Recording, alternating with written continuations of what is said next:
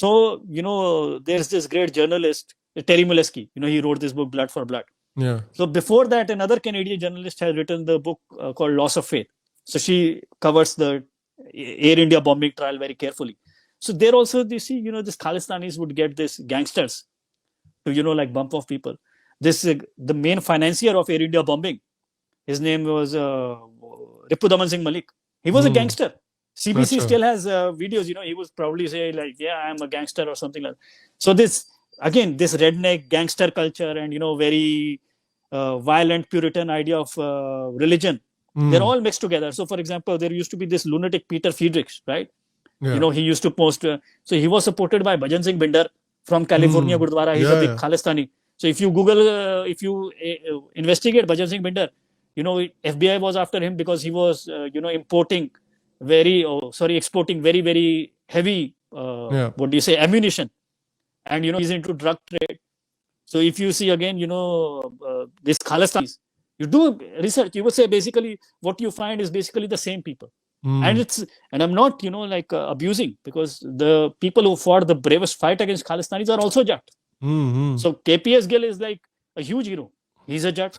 Yeah, and it's not. I think it's not even necessarily unique to Punjab as well, because when you mentioned ki gun culture wali jo baat ho rahi thi, that immediately reminded me of like UP and Bihar from 10 years ago. Right. I remember, if you look at the pop culture of UP and Bihar, and even the Bollywood representation of UP and Bihar from 10 years ago, this is all it is. All UP and Bihar was about was gangs of Wasaipur.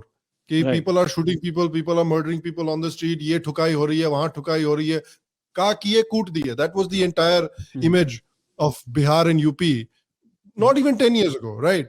But that sort of perception has changed a little bit ever since, at least in Uttar Pradesh, it has changed after Yogi came around and the law and order situation has improved quite markedly.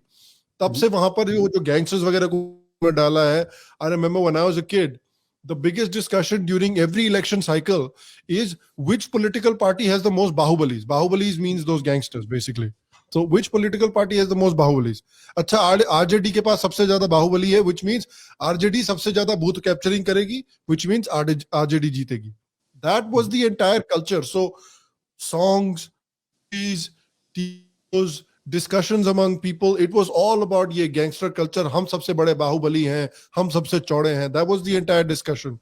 When the law and order situation improves, like you've seen in Uttar Pradesh, that entire culture sort of dies down a little bit, because people realize that having a rule of law in a society is much better than having this bahubali culture. So I wonder if, the issue that Uttar Pradesh saw and the issue that Uttar Pradesh fixed is what the next step is that Punjab needs to take in terms of law and order.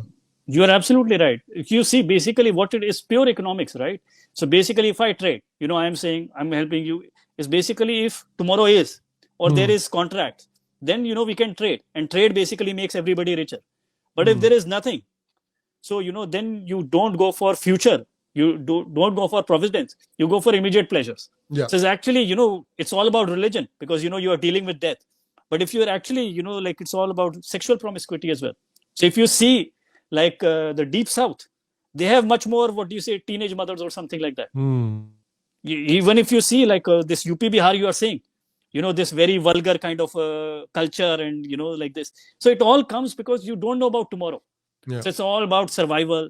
It's all about, fleeting pleasures. Yeah. And religion kind of is also like, perverted into like that kind of understanding.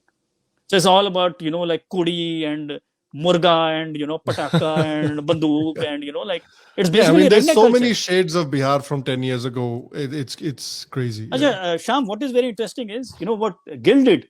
So for people who suffered, people who saw that, we are not very literal people. I don't think our country reads as many books as Germans or something like that, right? So people who saw that, they don't need to read books, what it is.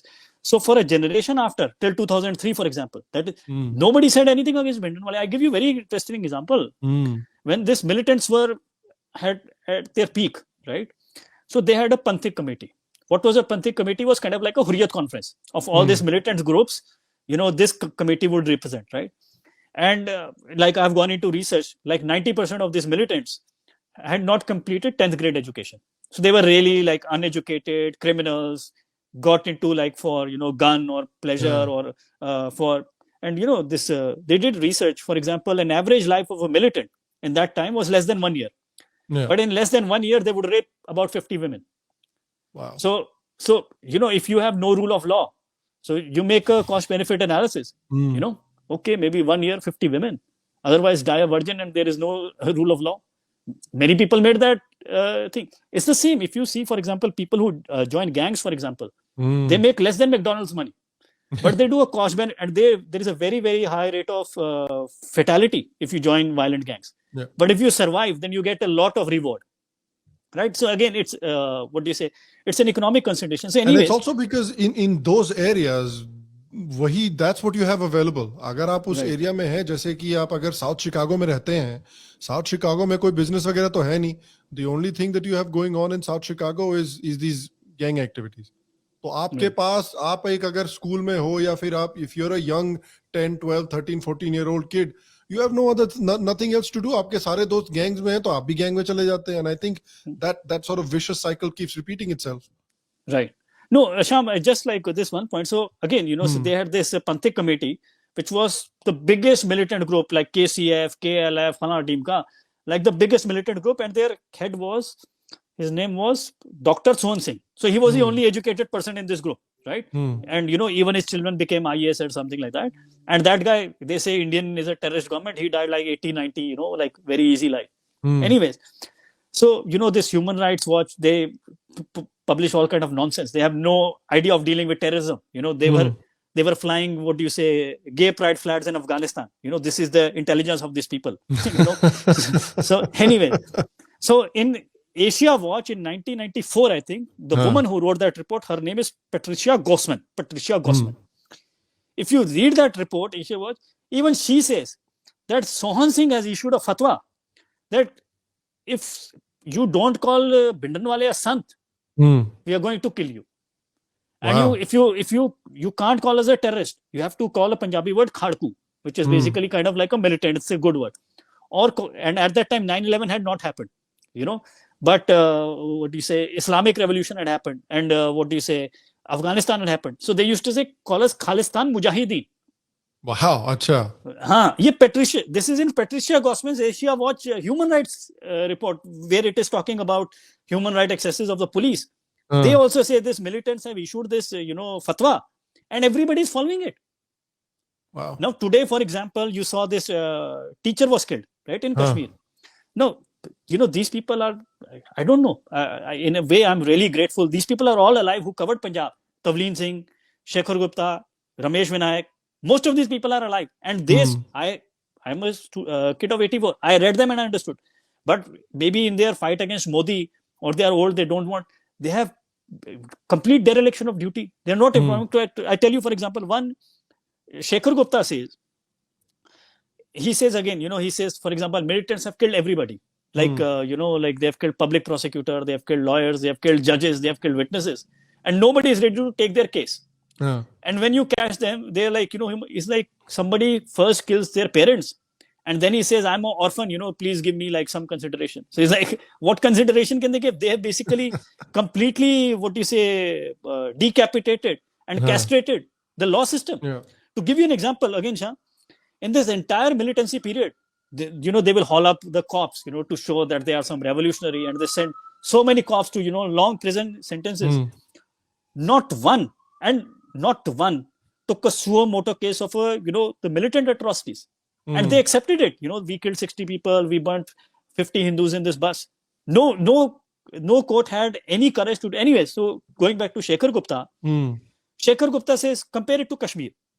He says in Patiala, in Rajpura, this militants had issued a dicta that you have to wear a Talibani uniform. Like, you have to wear saffron turban or something, or, white. They have issued a dress code like Taliban.